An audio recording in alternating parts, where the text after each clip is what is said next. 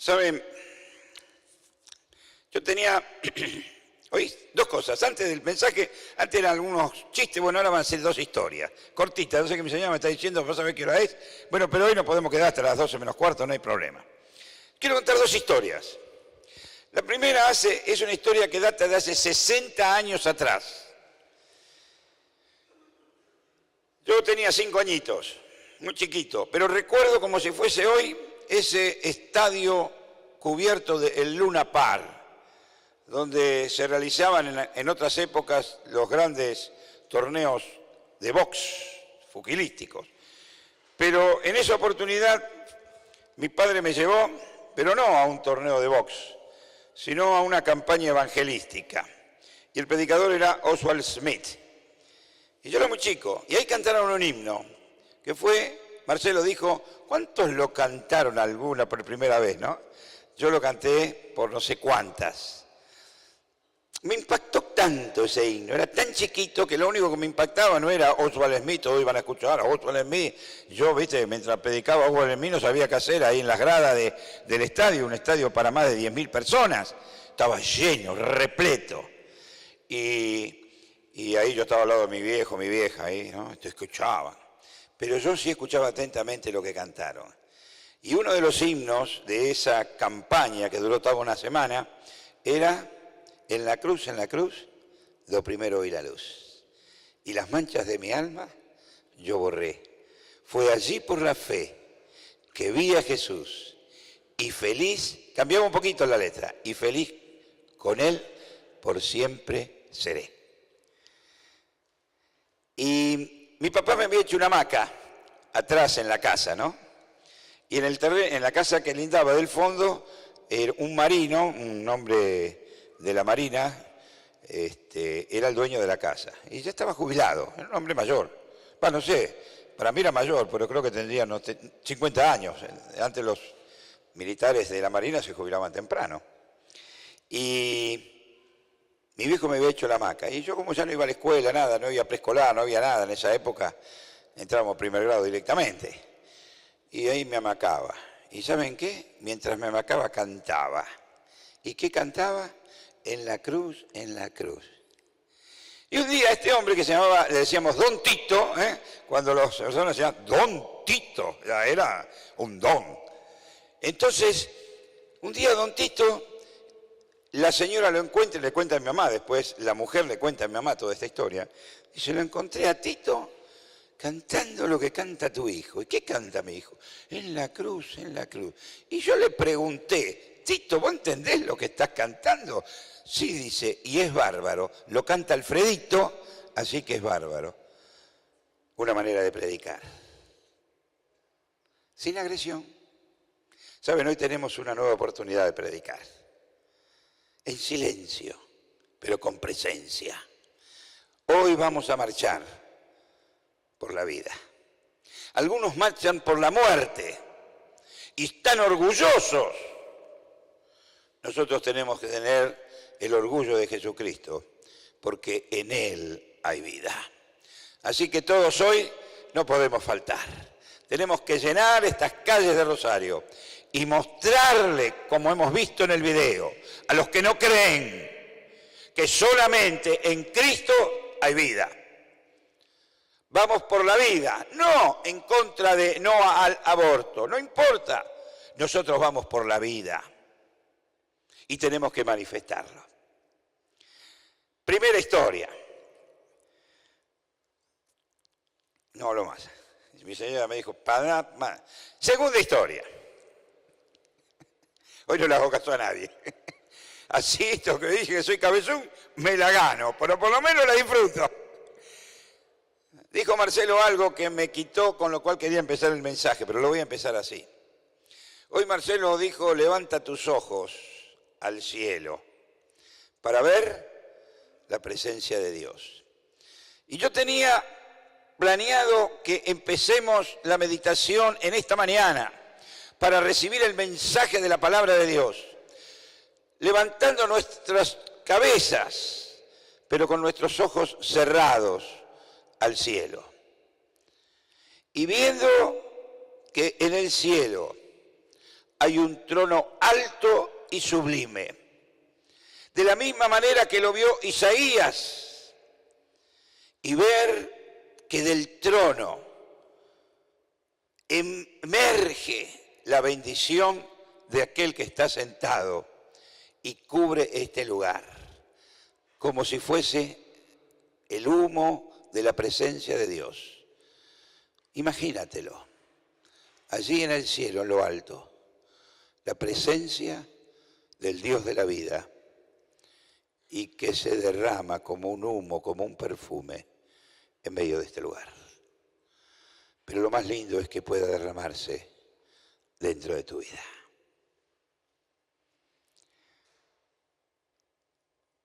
El título del mensaje en esta mañana es Gracia establecida. Habla de algo que es consumado, no de algo que tal vez en algún momento pueda llegar a ocurrir, no de algo que tal vez está en nuestra imaginación, pero no en la realidad diaria en nuestras vidas, sino que es algo que ya está establecido para que lo disfrutes, para que lo vivas y para que lo transmitan. Esta tarde hemos de transmitir gracia de nuestro Dios.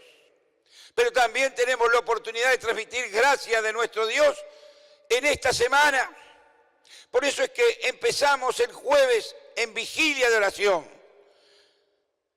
para que podamos ver esa bendición que se derrama, no sobre nuestra iglesia solamente, sino sobre aquellos que todavía viven en tiniebla. Y entonces tenemos una vigilia. Queremos, de la misma manera que el maestro, estar orando. Así que estamos todos invitados. Que el Señor no te tenga que decir, como le dijo a sus discípulos, duerman ahora.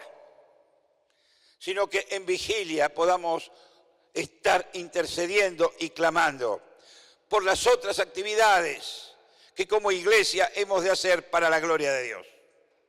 Y las otras actividades que son, el sábado tenemos el orador, el doctor Miguel Esquicián, va a traer bisturí, va a traer hilo de coser y dijo que traigan gasa, desinfectante, y él va a traer algo revolucionario. Heridas que sanan heridas para nosotros, pero también para nuestros amigos, para nuestros conocidos. Y el domingo por la mañana, a las 7, bien tempranito, para ver el alba y con ellos ver cómo el sol se levanta, como así se levantó nuestro Señor. Y por la noche la fiesta termina en cuanto a la semana, pero sigue en nuestras vidas. La meditación se basa en Isaías capítulo 6, los versos 1, 5, 7 y 8. Los salteé. 1, 5, 7 y 8. Gracia establecida. Y dice así el profeta Isaías en su libro, en el capítulo 6, versículo 1. En el año que murió el rey Usías, vi yo al Señor sentado, como lo vimos aquellos que cerramos los ojos y nos imaginamos, sentado sobre un trono alto y sublime, y sus faldas llenaban el templo. Entonces dije, ¡ay de mí, que soy muerto! Porque siendo hombre inmundo de labios y habitando en medio de pueblo que tiene labios inmundos, han visto mis ojos al Rey, Jehová de los ejércitos. Y el versículo 7 dice, y tocando mi boca, dijo, he aquí que esto tocó tus labios, y es quitada tu culpa y limpio tu pecado. Y el 8, y después de oír la voz del Señor que decía, ¿a quién enviaré? ¿Y quién irá por nosotros? Entonces respondí, yo, heme aquí, envíame a mí. El pasaje que hemos leído comienza mencionando la muerte de un rey, Uzías. La realidad es que para conocer el contexto, para conocer y entender lo que Isaías está queriéndonos decir en estas frases, en estos párrafos del capítulo 6, debemos conocer el contexto de por qué menciona. Y lo menciona como alguien que ha muerto, el rey Uzías. Bueno, en realidad es importante, porque cuando entendamos quién era el rey Uzías, hemos de entender por qué el profeta tiene la necesidad de ir al templo. Y quiero decir y recordarles que para los judíos de aquel entonces, ir al templo no es lo mismo que para nosotros hoy venir a este que es un edificio. Para ellos ir al templo era ir donde Dios estaba. Para nosotros ir a este edificio es venir donde la familia de Dios está. Porque Dios está en cada uno. Cada uno de aquellos que recibió a Jesús es templo del Espíritu Santo. Pero todos juntos somos la familia, la iglesia, el pueblo de Dios. Y entonces cuando uno viene a la iglesia, aunque no es de la iglesia, uno sale bendecido, porque la bendición de Dios en sus hijos irradia bendición. Pero Isaías necesitaba la presencia de Dios en un momento difícil de su vida. Y era difícil porque había muerto el rey. Y este rey fue un rey extraordinario. Fue un rey que en realidad la Biblia comenta las cosas que hizo. Y yo digo que después de David, me arriesgo a decir, después de David, seguramente estuvo entre los ternados, la terna, los tres, en el podio de los mejores reyes que tuvo Israel durante 400 años, hasta que fue llevado por fin el rey de Judá a Babilonia. Fíjense lo importante de este rey. ¿Y dónde vamos a buscar? En la Biblia. Porque las historias que cuentan los libros de historia, cada uno te la cuenta según el ojo con que lo ve. Pero la Biblia te lo cuenta según Dios lo ve. Y dice así en 2 Crónicas, hablando de este rey, versículos 28, del 3 al 5. Así dice: de 16 años era Uzías cuando comenzó a reinar, y 52 años reinó en Jerusalén. Uzías hizo lo recto ante los ojos de Jehová, esto para remarcar, conforme a todas las cosas que había hecho Amasías, su padre. Y mientras vivió Zacarías, entendido en visiones de Dios, persistió en buscar a Jehová. Y en estos días que buscó al Señor, el Señor, le prosperó. Y podemos seguir leyendo en la Biblia las cosas que hizo. Y en la historia secular que nos cuentan sobre las obras que hizo de su reinado y que quedan y que todavía algunas están en pie. Hizo pozos para albergar, para recibir el agua. Y mandó a construir ciudades fortificadas, tuvo un ejército inmenso. Es decir, hizo cosas para que la nación engrandeciese. Es decir, que fue un rey querido además. Era un líder. Realmente un líder, y como líder era reconocido y querido. Y como siempre pasa cuando un líder que es querido desaparece, todos aquellos que se sienten liderados y bendecidos por el accionar de sufren la ausencia y la incertidumbre de lo que ha de suceder ahora que el líder no estaba. Y además viene el temor de que quien lo suceda pueda tener las respuestas suficientes y esté a la misma altura de aquel a quien ha de reemplazar. Y entonces inevitablemente se producirá el sismo de aquellos o en aquellos que confiaban en este líder. Esta es la situación de Isaías. Isaías confiaba en este líder. Y este líder estuvo 52 años en el poder. Es decir, que muchos solamente vieron como rey o tuvieron como rey a Isaías. Y muchos nacieron y murieron durante el reinado de Isaías. Y de Usías. Muy bien, pero me acordé, El franco deterioro lo salvé. Es decir, pero Isaías cuando muere este rey era un muchachito, un joven. Era un sacerdote. Era alguien que tenía la responsabilidad de guiar al pueblo, no desde lo institucional, no desde lo político, ni de lo económico, ni de lo social, sino desde lo religioso. Por lo tanto, este hombre de religión sabía un montón. De leyes ni hablemos. Era alguien que había sido instruido para guiar en lo espiritual al pueblo. Yo digo teóricamente, era perfecto. Pero él muestra a través de este relato que no es en lo teórico que uno puede basar su vida. Porque él siendo profeta, hasta ahora sacerdote, a partir de aquí profeta de Dios.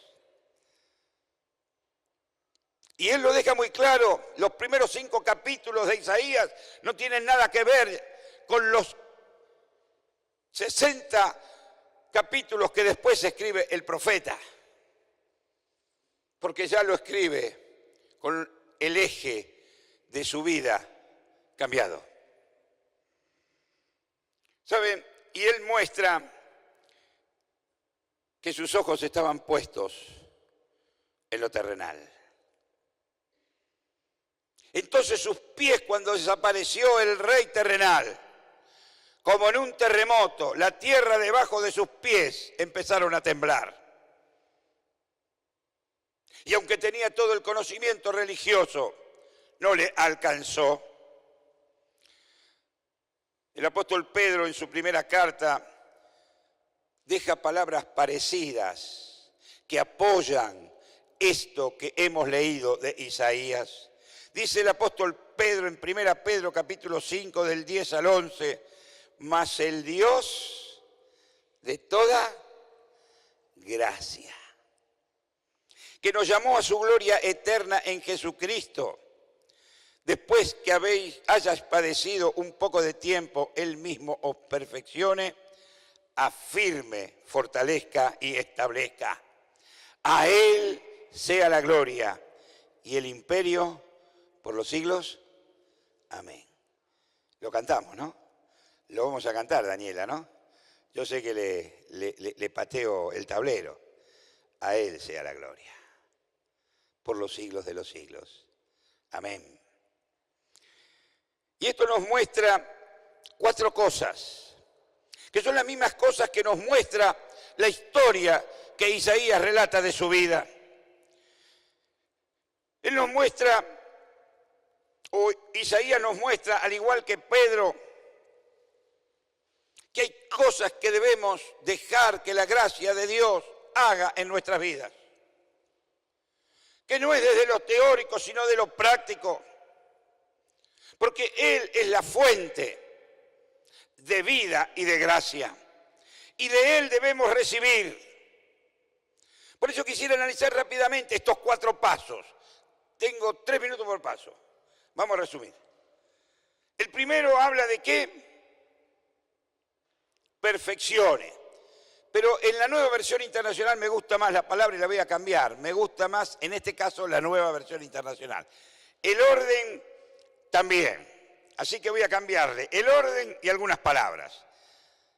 En la Nueva Versión Internacional dice, en vez de perfecciones, dice, los restaurará. La primera cosa que Dios hace en la vida del hombre, que viene de la misma manera que Isaías a él, en temor y en angustia. Y tal vez sea la manera o la forma en que has llegado hoy aquí a este lugar. Tal vez durante estos últimos tiempos la tierra debajo de tus pies, como cuando hay un terremoto, haya temblado y todo tu ser también. El Señor nos insta y nos dice que no tengamos tiempo.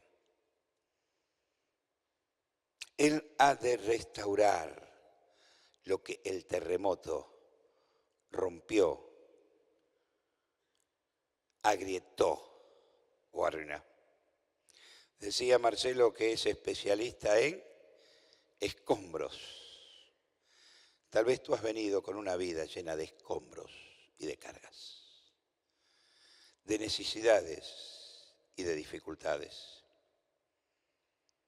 Y todas estas necesidades de tu vida arruinaron tu mente y tu espíritu. Isaías venía ante la probabilidad de un reino que iba camino a la deriva, camino bancarrota, camino al precipicio, y entonces Isaías sabía dónde ir. Era un gran teórico, pero esta teoría le ayudó porque supo a dónde ir. Tal vez tú has llegado aquí por casualidad,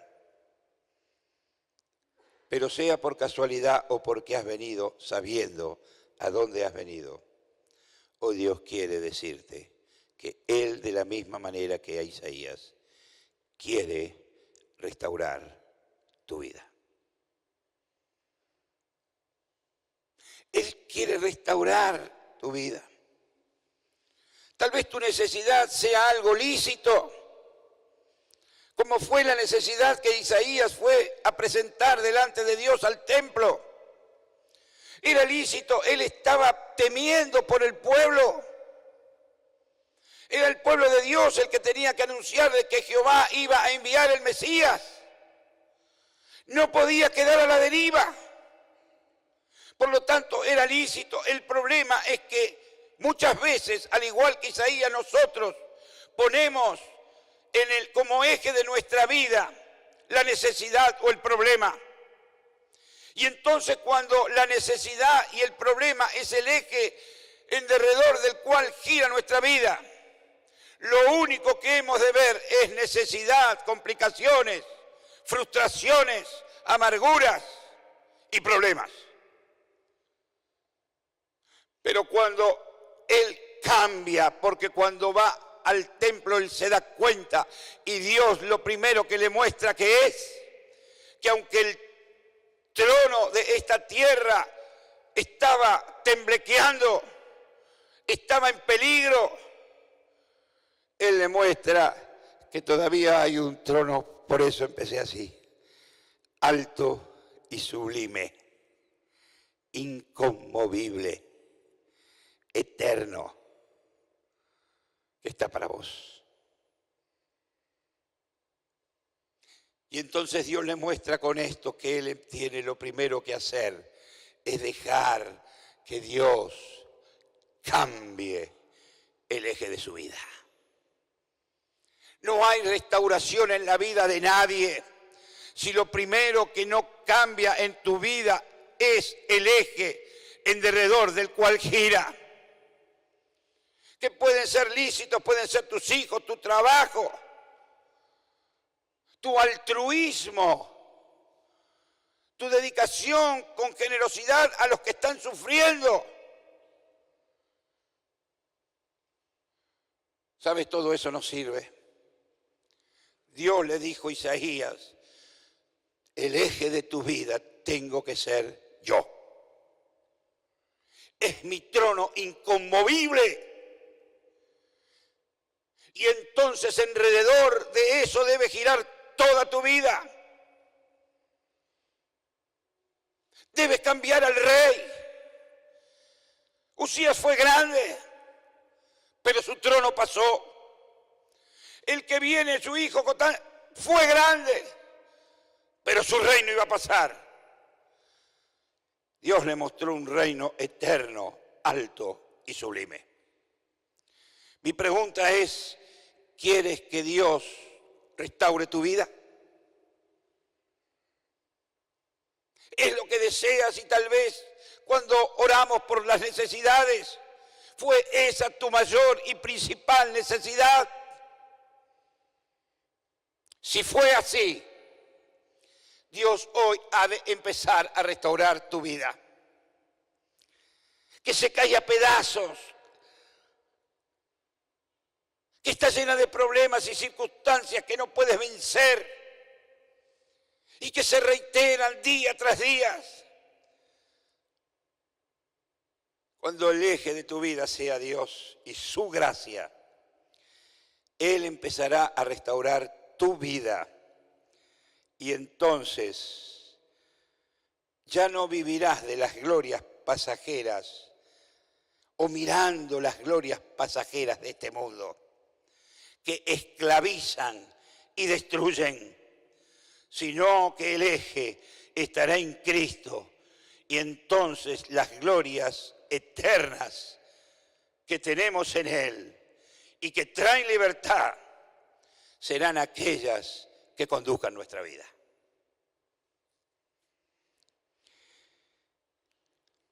Proceso victorioso. Voy a leer solamente algo. Pasamos al segundo punto. ¿No, Liliana? Ya me hizo así.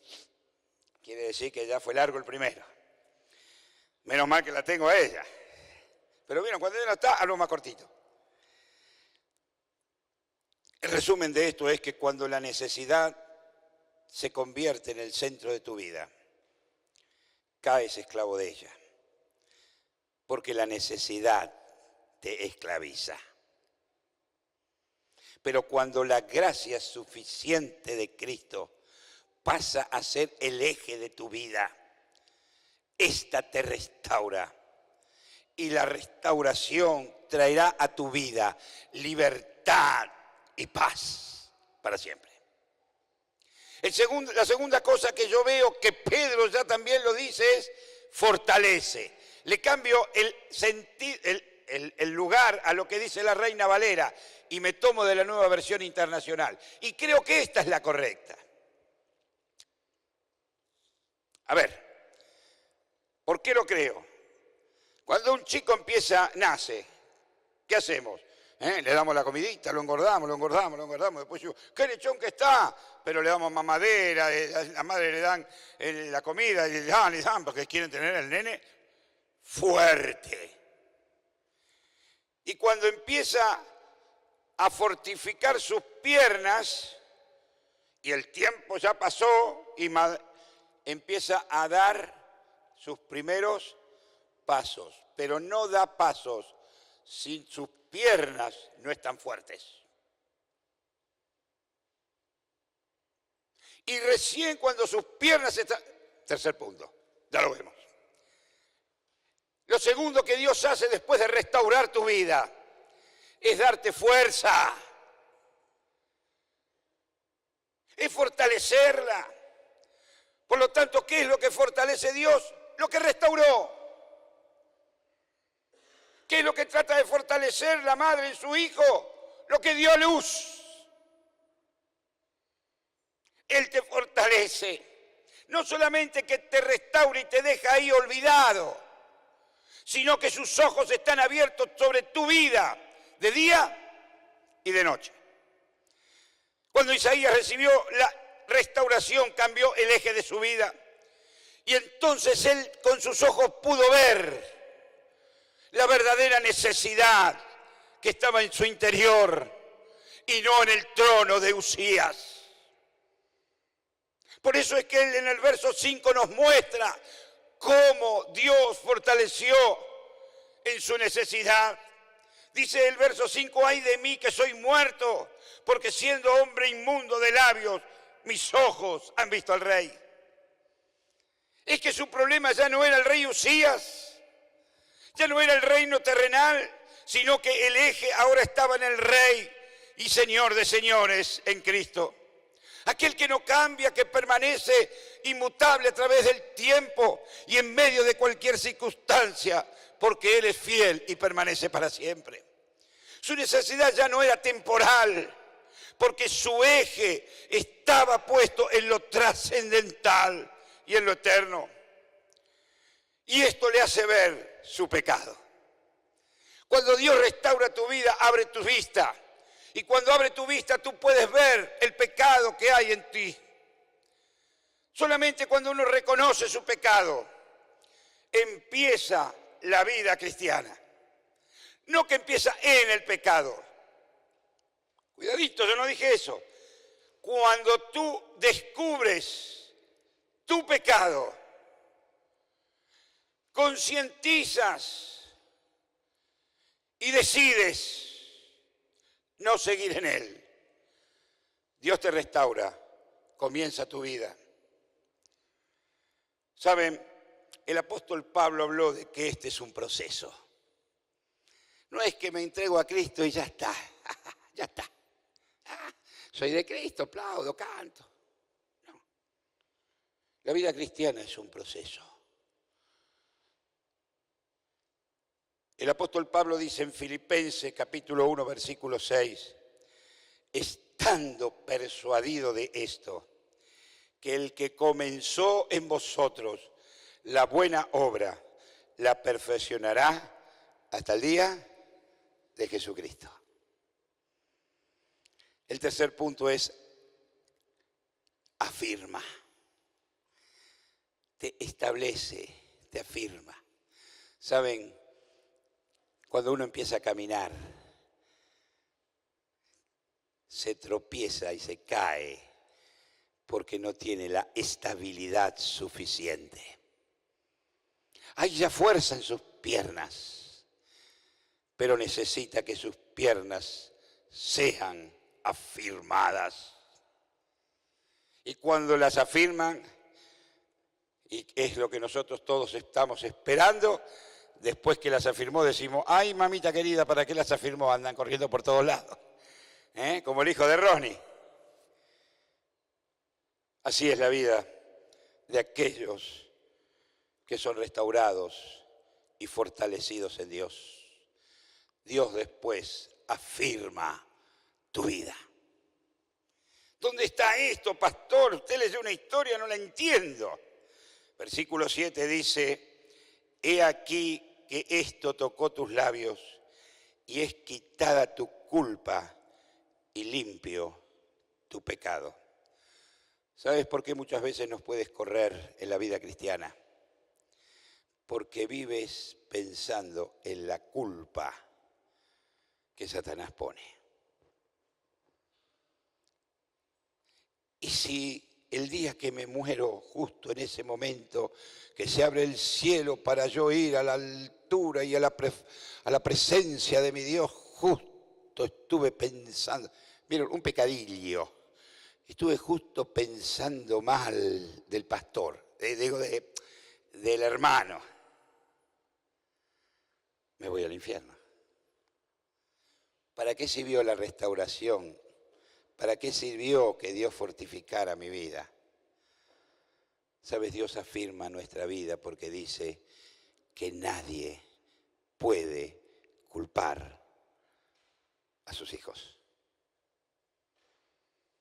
He aquí, dice, tu culpa ha sido quitada y limpio de tu pecado. Isaías entendió que solamente en su gracia, es que solamente la palabra de Dios puede traer firmeza a tu vida, a tu mente y a tu espíritu. Solamente Él, porque solamente Él borra tu culpa, que es la cadena que muchas veces seguimos llevando.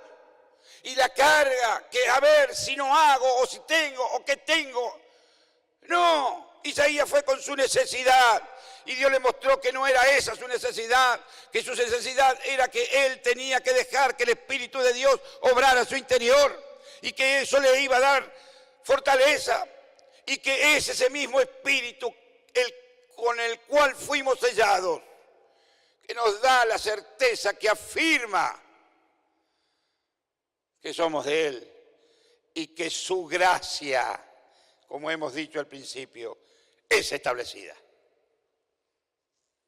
Y el cuarto punto es establecer. ¿Saben? Cuando uno está restaurado, cuando uno está fortalecido y cuando uno está afirmado, uno tiene el oído preparado, afinado para escuchar la voz de Dios.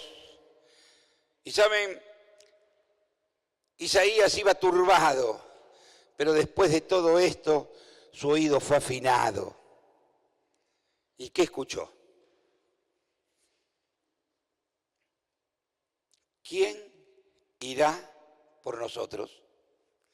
Acá encuentro algunas cosas, no las voy a decir todas. La primera cosa teológica que encuentra es que Dios está hablando también, algunos dicen con los ángeles. Dios está hablando en su Trinidad, en su familia. ¿Quién irá por nosotros? No dice quién irá y le habla a los ángeles por ustedes. ¿Quién irá por nosotros? ¿A quién enviaremos? ¿Sabe? Solamente la pueden escuchar aquellos que han pasado los 3 procesos anteriores. Cuando puedes escuchar a quién enviaré, puedes estar seguro de que has sido restaurado, de que has sido fortalecido, de que has sido afirmado. Y aquellos que tienen estos 3 cosas pueden ser establecidos en su reino. Y aquellos que son establecidos en su reino tienen misión. Entienden la misión para la cual Dios en su gracia establecida los salvó. Dios no te salvó para que cantemos o para que digamos somos felices, somos un pueblito muy feliz. Qué bueno que es pasarla en la iglesia. Qué bueno cuando festejamos los cumpleaños. Qué bueno cuando... No. Hay misión y Dios tiene una misión para tu vida. ¿Has sido establecido? Dios tiene una misión. Por eso es que Él pudo contestar sin esquivar, porque Dios no le dijo, Isaías, tengo una misión para vos. Él escuchó que en la divinidad hablaba uno con el otro. ¿A quién? ¿Quién responderá al llamado? Y él dijo, heme aquí, envíame a mí. Es decir, que cuando los 4 pasos hayan sido realizados en tu vida, tú tienes misión. Misión establecida. O podemos decirlo de otra manera, quien tiene misión está establecido. El tema es que muchas veces creemos en nuestros propios razonamientos y confundimos el llamado de Dios por el llamado de nuestro propio deseo. Y no estamos establecidos, por eso es que muchos fracasan en su misión pretendida dentro del pueblo de Dios. Porque no han podido ser establecidos. Y es su misión la que están persiguiendo y no el llamado y la misión de Dios. Isaías tenía una misión. Ser sacerdote, según él. Pero cuando fue establecido, Dios le puso su misión, ser profeta. Yo quisiera que escuchemos, para terminar, una alabanza, una canción que se llama Sublime Gracia. Y allí donde estás yo te invito a que cierres los ojos o puedas leer, porque también está la letra puesta en esto que he elegido, y puedas pensar en cuál de estos estadios estás tú. Si estás en la de restauración, en el de fortaleza, en el de la firmeza, o ya estás establecido. Y estés en el paso del proceso que estés. ¿Sabes? Déjalo a Dios actuar. Como la canción que dice de mi amigo el doctor Roberto, Pablito Bedrosian, Roberto es el papá. Déjalo a Dios actuar. Y Él establecerá tu vida, o restaurará, o fortalecerá, o le dará firmeza. Déjalo a Dios actuar. Mientras escuchamos esta canción, pensamos a qué Dios o en qué paso Dios nos llama a restaurar. Dios bendice su iglesia. Gracia del Señor, que a un infeliz salvó.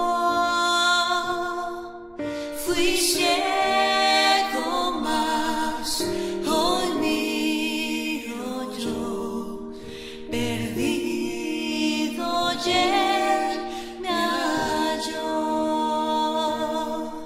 Su gracia me enseñó a temer, mis dudas ahuyentó. Oh, cuán precioso fue a mi ser cuando Él me transformó. De mi maldad